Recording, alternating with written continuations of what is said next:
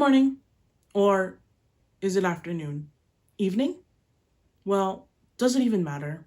Time is not the issue here. We're here to address the question, not necessarily whether a human being remains conscious after their head is cut off, because, we already know the answer.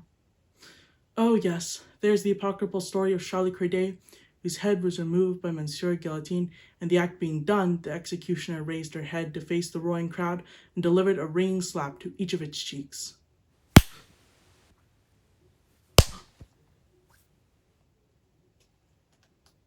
Whereupon the head frowned and looked very angry.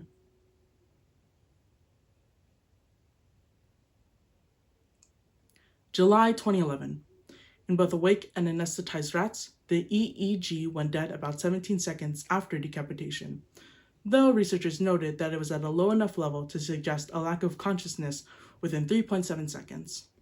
An eternity for the rats, surely. Imagine writing a grant for that. But we digress. If we remain conscious after decapitation, then why does that disturb us so? Because it does. The ultimate violation of the body's integrity? Perhaps the reason we are fascinated by shark attacks, decapitation by powerboat, or car accident, chainsaw massacres. Even dismemberment after death has a ghastly sick-making effect on us. This central feature of the human animal's consciousness, this terror of bodily incompleteness. Journalists, novelists, screenwriters, the Brothers Grimm, and serial killers have dined out on it for ages. Remember the scarecrow seeing his limbs tossed here and there? Straw pouring out of his sad little body? And he only wanted a heart. Bless him. But we must consider the irony, how desperately down through the ages humans have sought to escape their bodies, especially their heads. This physical prison which contains us, which restricts us. We fight against it. We rail against it. Think out of the box, the pundits proclaim. Expand your consciousness. Be one with the universe. Get out of your head. We yearn for the transcendent experience. I mean, what was the 60s about if it wasn't about that? So much effort.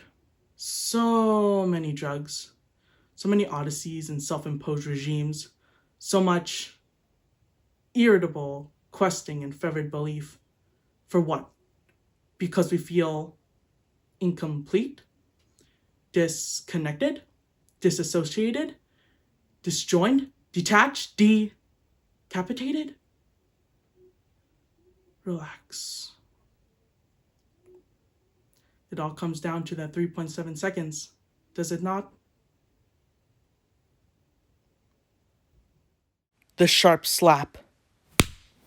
You open your eyes to the blazing light. You see the rude, roaring, clamorous world.